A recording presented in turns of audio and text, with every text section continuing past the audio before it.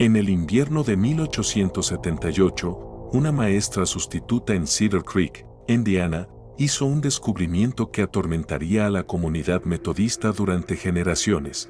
50 niños habían desaparecido durante 2 años del programa de escuela dominical más querido del pueblo, niños cuyos nombres aparecían en los registros de asistencia, pero cuyas familias parecían haber olvidado que alguna vez existieron.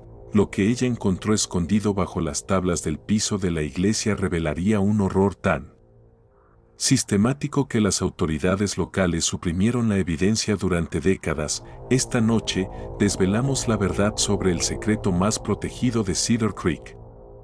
Antes de continuar con la historia de Margaret Wilson y los niños que confiaron en ella con sus vidas, hay que advertir que este canal no es para todos, sino solo para aquellos lo suficientemente valientes como para enfrentar los rincones más oscuros de la historia religiosa de Estados Unidos. Si estás listo para escuchar historias que pocos canales se atreven a contar, suscríbete y cuéntanos en los comentarios desde qué estado nos escuchas. ¿Tienes el coraje de descubrir qué sucedió realmente en el sótano de esa iglesia metodista?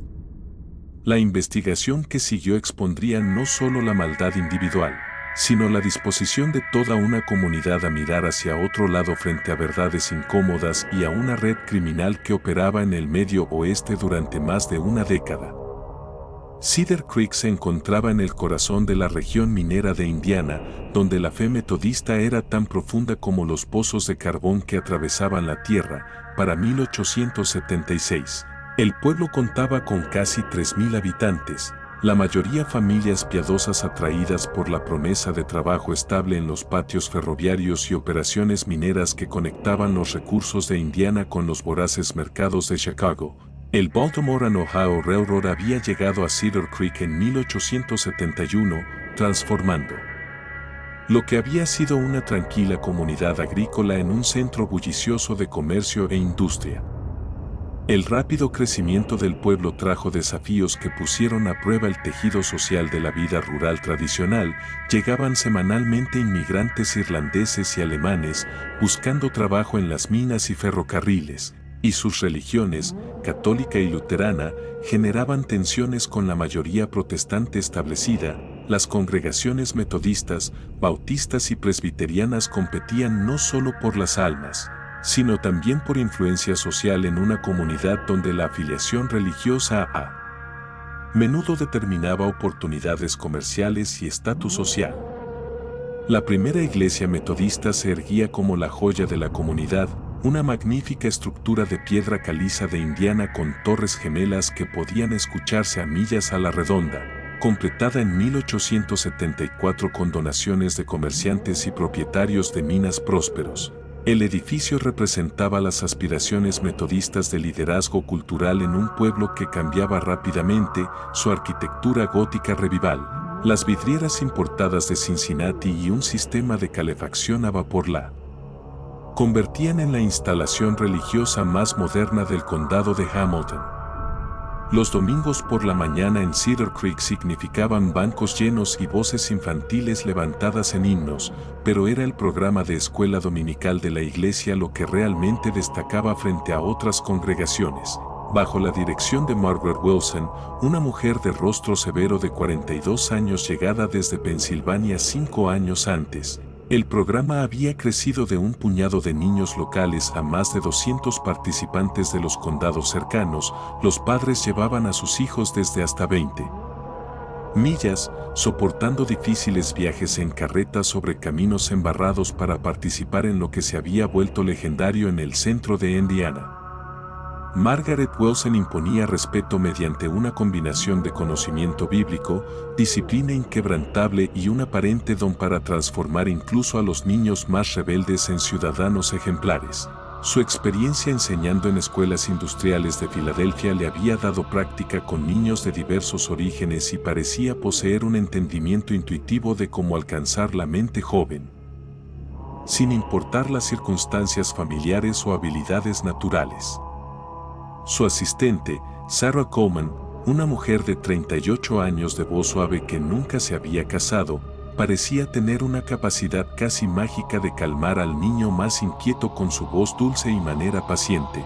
Sarah se había unido al programa 2 años después de la llegada de Margaret, procedente de una misión metodista en Cincinnati, donde había trabajado con niños huérfanos.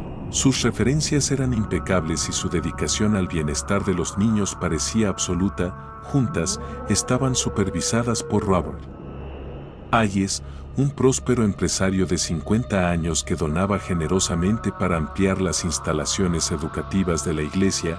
Hayes poseía intereses en 3 minas de carbón, 2 elevadores de grano y la tienda general más grande del pueblo. Su nombramiento en la junta de la iglesia fue unánime y sus contribuciones financieras habían financiado no solo mejoras en el edificio, sino también programas educativos innovadores que atraían familias de toda la región.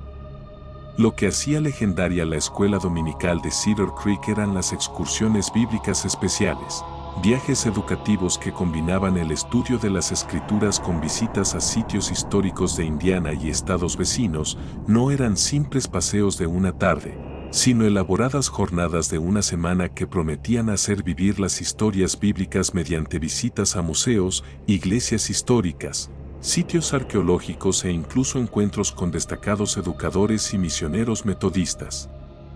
La reputación del programa creció mediante el boca a boca y ocasionales artículos en publicaciones metodistas que elogiaban el enfoque innovador de Cedar Creek. Padres de toda la región competían para que sus hijos fueran seleccionados para estas prestigiosas expediciones, presentadas como oportunidades únicas en la vida para expandir la mente más allá de las limitaciones de la vida rural.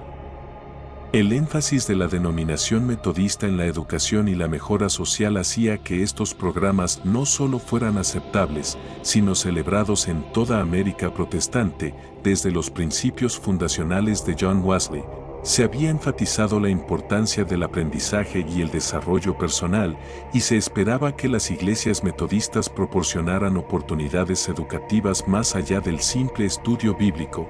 En una era en que la mayoría de los niños recibía educación formal mínima, la promesa de viajes educativos representaba una oportunidad extraordinaria para familias de medios modestos.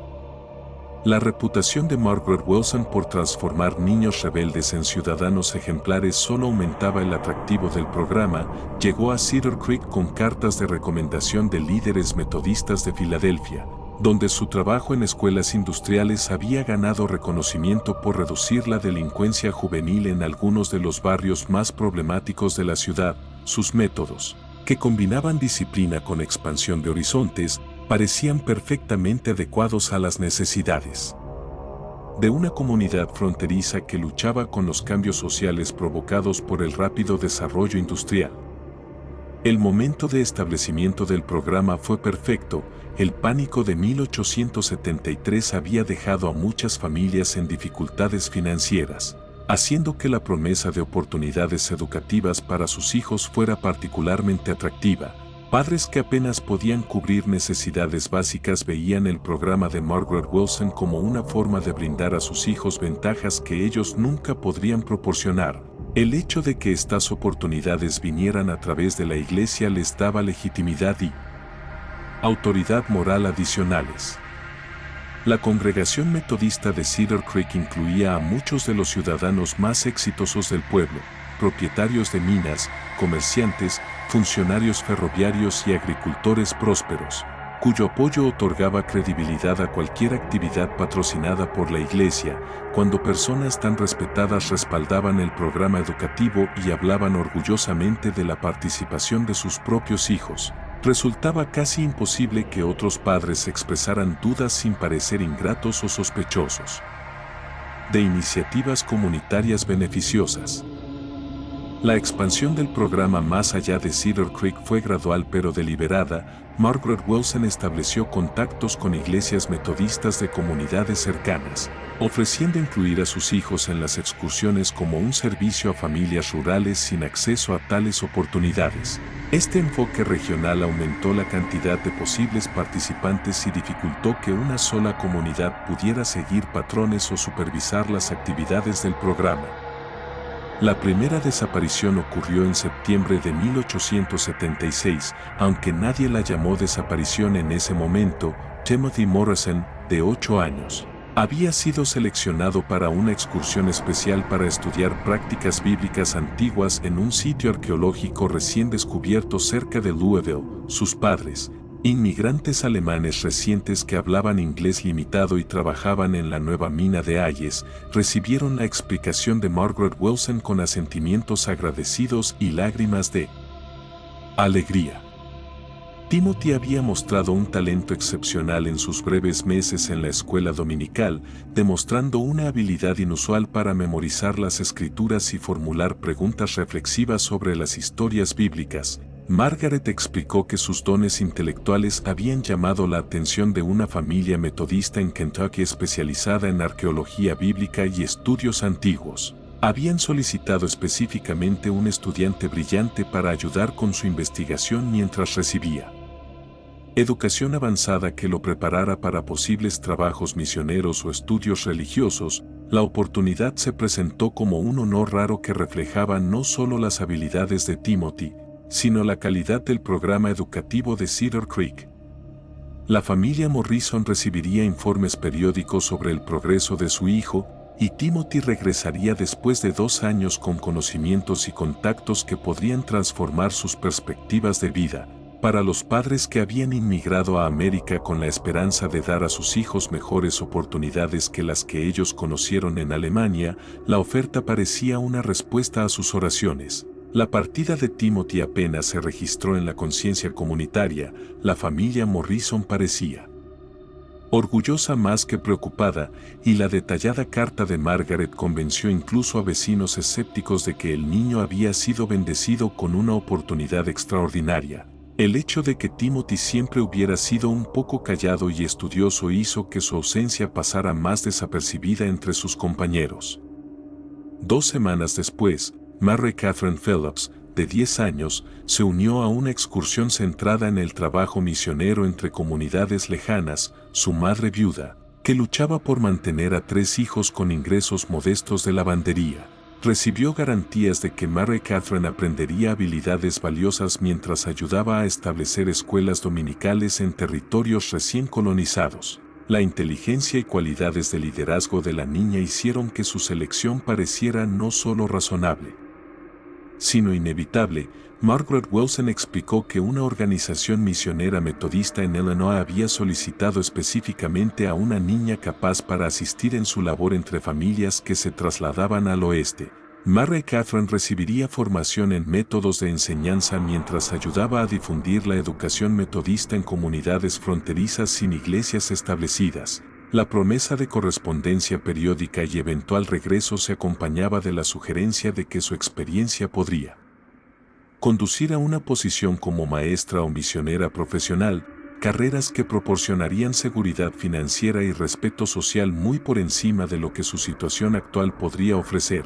Para una viuda enfrentando un futuro incierto, la oportunidad parecía una providencia divina. Para la Navidad de 1876, 6 niños más habían partido en diversas expediciones educativas. Cada partida seguía un mismo patrón meticuloso: selección basada en el mérito demostrado, explicaciones detalladas de oportunidades educativas, promesas de correspondencia que nunca llegaban y garantías de que cualquier falta de comunicación reflejaba la inmersión profunda de los niños en sus estudios. Lo que hacía posible esta desaparición sistemática era una metodología calculada que no tenía nada que ver con el mérito educativo o el desarrollo espiritual. El genio del sistema de Margaret Wilson residía en explotar las aspiraciones de los padres y las expectativas sociales en una comunidad donde las oportunidades educativas eran escasas y la movilidad social rara. La posibilidad de que un niño avanzara a través de conexiones de la iglesia representaba la mayor esperanza de la familia. Cuestionar tales oportunidades habría parecido no solo ingrato, sino potencialmente perjudicial para las perspectivas de otros niños dentro del programa. Supuestamente, estaban escritas por los niños desaparecidos, describiendo vidas felices con sus nuevas familias y expresando gratitud por las oportunidades que recibían. Estas engañosas cartas habían sido mostradas a cualquier padre que se mostrara demasiado persistente en sus consultas sobre el bienestar de sus hijos. La caligrafía era consistente en todas las cartas. Claramente obra de una sola persona creando relatos ficticios sobre la vida de los niños, el contenido seguía patrones similares, enfatizando cuánto estaban aprendiendo, lo agradecidos que estaban por sus oportunidades y la importancia de concentrarse en sus estudios sin distracciones de sus vidas anteriores. Varias cartas desalentaban específicamente a los padres de intentar visitar o mantener correspondencia regular. En un cajón cerrado, Ellen encontró lo que parecían ser contratos con diversas operaciones industriales y agencias de servicio doméstico. El lenguaje estaba cuidadosamente codificado, pero la intención era inconfundible. Eran acuerdos de compra de trabajo infantil organizados a través de una red de cómplices que habían convertido el tráfico humano en un modelo de negocio rentable. Los contratos especificaban fechas de entrega, términos de pago e incluso políticas de devolución para los niños que resultaran inadecuados para el trabajo previsto. La evidencia más condenatoria apareció en forma de correspondencia entre Margaret Wilson y sus contactos en grandes ciudades. Las cartas detallaban los requerimientos específicos de varios empleadores, sus preferencias por niños de ciertas edades, su disposición a pagar precios elevados por estudiantes particularmente prometedores y sus garantías de discreción. La correspondencia revelaba una red sofisticada que se extendía mucho más allá de Indiana, conectándose con operaciones similares en múltiples estados. Una carta de un propietario de fábrica en Chicago elogió a Margaret por la calidad de la mercancía que proporcionaba, señalando que los niños de Cedar Creek se adaptaban bien al trabajo industrial y causaban menos problemas que los niños adquiridos por otras fuentes. La carta incluía solicitudes específicas para el próximo envío, con detalles de rangos de edad, capacidades físicas y rasgos de personalidad más adecuados para las operaciones de la fábrica. Otra carta, de lo que parecía ser un establecimiento en Louisville, solicitaba específicamente niñas de entre 12 y 14 años, de carácter agradable y educación básica. El lenguaje codificado no podía ocultar las horribles implicaciones de tales solicitudes, y Ellen comprendió que algunos de los niños que había conocido y enseñado probablemente estaban atrapados en situaciones mucho peores que la explotación industrial. La naturaleza sistemática de la operación se volvió aterradoramente clara mientras Ellen continuaba su investigación durante la noche. Margaret Wilson había identificado a la comunidad metodista de Cedar Creek como un terreno de caza ideal, padres lo suficientemente confiados para entregar a sus hijos, lo suficientemente aislados para impedir investigaciones fáciles y lo suficientemente aspiracionales para creer en promesas de avance educativo. La reputación de la iglesia y los educadores del lugar proporcionaban la cobertura perfecta para lo que equivalía a un tráfico infantil sistemático. La correspondencia reveló que la operación de Cedar Creek formaba parte de una red mucho mayor que abarcaba varios estados. Margaret mantenía contacto regular con operaciones similares en Ohio, Illinois y Pensilvania, compartiendo información sobre técnicas exitosas, mercados rentables y riesgos ante las autoridades. La red había evolucionado hasta convertirse en una empresa criminal sofisticada, con roles especializados, rutas de transporte establecidas y coordinación temporal que maximizaba las ganancias y minimizaba los riesgos. La coordinación regional permitía responder rápidamente a demandas del mercado y presiones de la ley. Si una investigación amenazaba un lugar, los niños podían ser trasladados rápidamente a otras partes de la red hasta que el peligro pasara. La correspondencia mostró que Cedar Creek servía como refugio temporal para niños de operaciones comprometidas en otros estados, mientras enviaba a sus propias víctimas a lugares más seguros cuando aumentaban las presiones locales.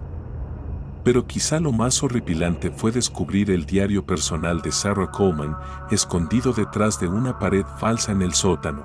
La mujer aparentemente gentil y cuidadosa se reveló como la arquitecta psicológica de la operación, cuyas detalladas observaciones sobre la personalidad, miedos y debilidades de cada niño se utilizaban para determinar su valor de mercado y ubicación adecuada. Su diario contenía pasajes perturbadores sobre cómo romper metódicamente la resistencia de los niños y sus vínculos familiares. Había desarrollado técnicas específicas para distintos tipos de niños, cómo convencer a los inteligentes de que la obediencia era su única opción, cómo usar la instrucción religiosa para crear culpa y sumisión, y cómo identificar y explotar los miedos más profundos de cada niño para asegurar su cooperación durante la transición a sus nuevas circunstancias. El diario reveló que la aparente enfermedad de Sarah probablemente era fingida para cubrir la fase final de la operación. Su tratamiento médico en Chicago era en realidad coordinación con socios de la red para completar la mayor transacción en la historia de la operación, la venta masiva de más de 30 niños a diversas operaciones industriales y domésticas en el Medio Oeste. Entre los papeles de Sarah, Ellen descubrió algo que la heló más que todos los registros financieros y la correspondencia combinados: testimonios fragmentarios de niños que habían intentado escapar o comunicarse con sus familias. Estos desesperados mensajes habían sido interceptados y conservados, aparentemente como seguro contra socios de la red que pudieran traicionar la operación. Una nota, escrita con caligrafía cuidadosa, decía: «Mamá, me dijeron que ya no me querías porque era mala. Trabajo en el edificio grande con máquinas ruidosas, me duelen las manos todo el tiempo y estoy muy cansada. Por favor, ven a buscarme, prometo portarme bien». Otra fragmentaria, arrancada de una carta mayor, contenía la súplica de una niña: «La señora aquí dice que debo estar agradecida por mi comida y cama, pero me hace hacer cosas que se sienten mal. Recuerdo lo que me enseñaste sobre el bien y el mal, pero ella dice que Dios quiere que obedezca. Tengo miedo y quiero ir a casa». La caligrafía fue identificada como perteneciente a Mary Catherine Phillips. Estos testimonios revelaron la guerra psicológica que acompañaba a la explotación física. Los niños eran sistemáticamente convencidos de que sus familias los habían abandonado, que su sufrimiento era un castigo merecido y que la sumisión a sus circunstancias era inevitable y moralmente requerida. El marco religioso que inicialmente había atraído a sus familias fue pervertido en una herramienta de control y prevención de resistencia. A medida que Ellen seguía revisando la horrible documentación, comprendió que los conspiradores se preparaban para desaparecer por completo. Los niños vendidos no solo estaban esclavizados físicamente, sino psicológicamente rotos, lo que dificultaría enormemente cualquier rescate o recuperación. Incluso si las autoridades los localizaban y liberaban, el daño a sus mentes y espíritus podría nunca sanar por completo. El alcance real del crimen se extendía mucho más allá del tráfico inicial, abarcando tortura psicológica sistemática diseñada para destruir cualquier esperanza de escape.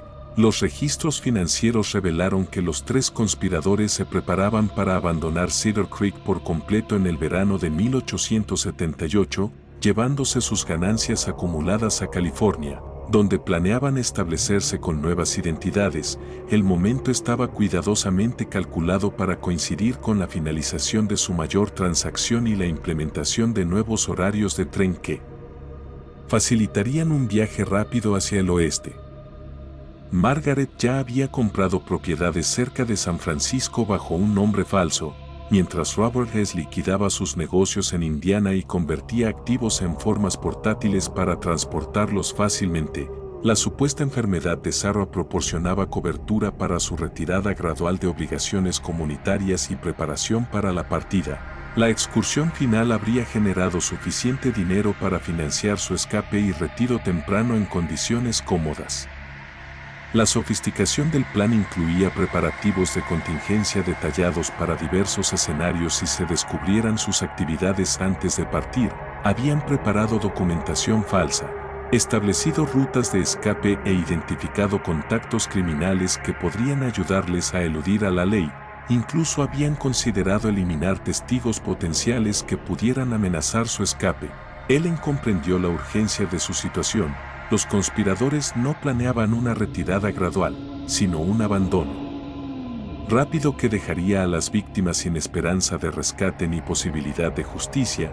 Los 23 niños programados para la próxima excursión no solo enfrentaban explotación, sino la desaparición potencial dentro de una red criminal que abarcaba el continente.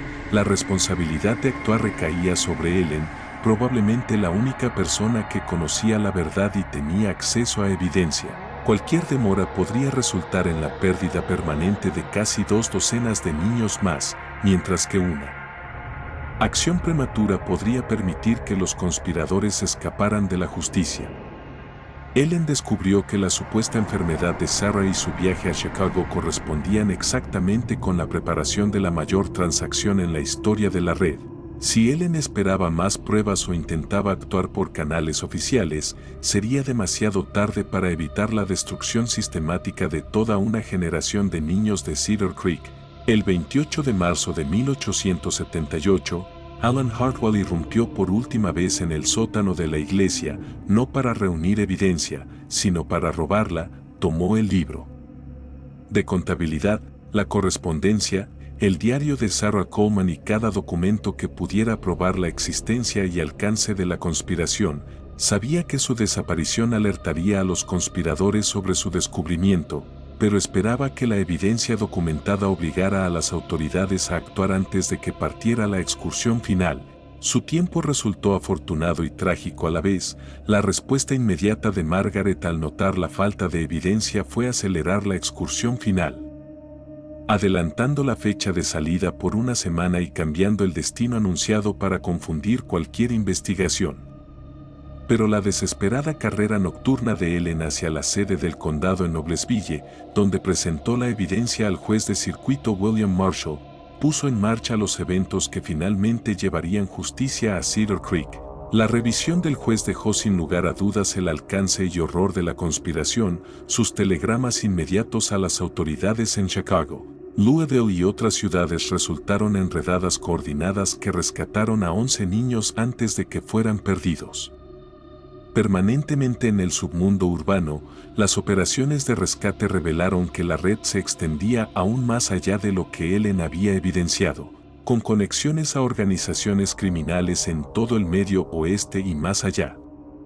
El arresto de Margaret Wilson, Sarah Coleman y Robert Hess el 30 de marzo de 1878 sacudió a la comunidad metodista de Cedar Creek. Los 3 conspiradores fueron detenidos mientras intentaban abordar un tren hacia el oeste con grandes cantidades de dinero y documentos de viaje falsos. Su captura reveló las piezas finales de un rompecabezas que Ellen había armado durante meses, pero el horror más profundo surgió al darse cuenta de que un pueblo entero había fallado en notar la desaparición sistemática de 50 niños durante 2 años.